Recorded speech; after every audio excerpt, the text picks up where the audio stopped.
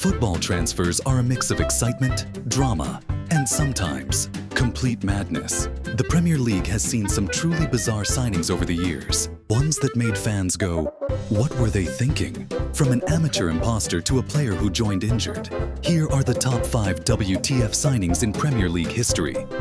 Let's kick things off with what is probably the most legendary bad signing ever. Ali Dia, a player who conned his way into the Premier League, someone pretending to be George Weah. Yes, that George Weah called Southampton's manager Graham Souness and claimed Dia was his cousin and a former PSG star. Souness didn't bother checking and handed Dia a 1-month contract. He was so bad in training that they still threw him on as a sub against Leeds. Dia lasted just 53 minutes before being subbed off again. Safe to say, his Premier League career ended as fast as it started. Coming in at number 2, we have Bibi, a signing that made absolutely no sense. In 2010, Manchester United shelled out £7.4 million for this unknown Portuguese winger, despite Sir Alex Ferguson admitting he'd never seen him play. That's right, one of the greatest managers of all time didn't scout him. Instead, he relied on a recommendation from his assistant, Carlos Queiroz. Bibi's backstory was incredible. He grew up in a homeless shelter and was playing 3rd division football in Portugal when United signed him. But the Premier League proved a step too far. His first touch was poor, his decision-making questionable, and he seemed completely out of place. Bibi made just 7 appearances for United before being loaned out multiple times. He eventually left the club with fans wondering, how did he end up at Manchester United in the first place? He's a true anomaly in Ferguson's otherwise brilliant transfer record. At number 3, we've got Joey Barton's chaotic move to QPR in 2011.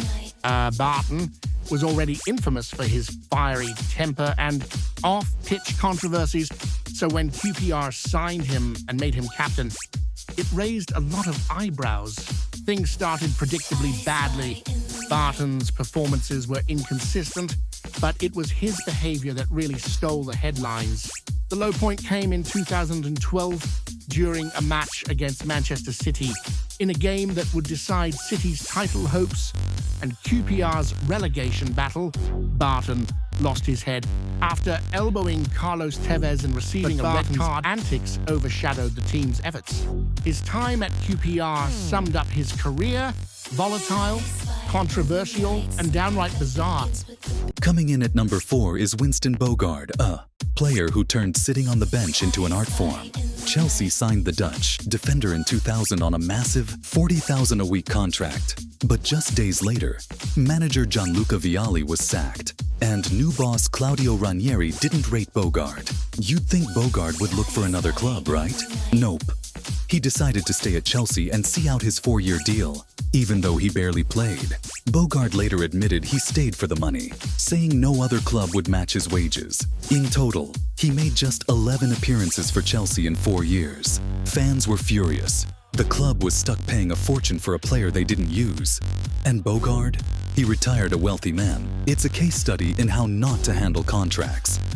And finally, at number 5, we have Arsenal's January 2014 loan signing of Tim Källström. Arsenal were in desperate need of midfield reinforcements to stay in the title race. So when Källström arrived from Spartak Moscow, fans hoped he'd be the answer.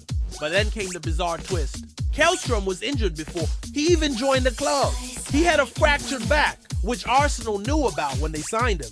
They still went ahead with the deal, hoping he'd recover in time to contribute. In the end, Källström played just 4 games for Arsenal. However, he did have one big moment, scoring a crucial penalty in the FA Cup semi-final shootout against Wigan, which helped Arsenal reach the final. While his impact was minimal, that one penalty made him a cult hero for some fans, even if the signing still didn't make much sense. So there you have it. 5 of the weirdest, most WTF signings in Premier League history.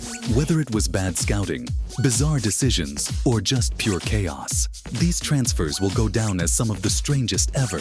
Did I miss any signings you think should have made the list? Let me know in the comments. And if you enjoyed this video, don't forget to like, share, and subscribe for more football content.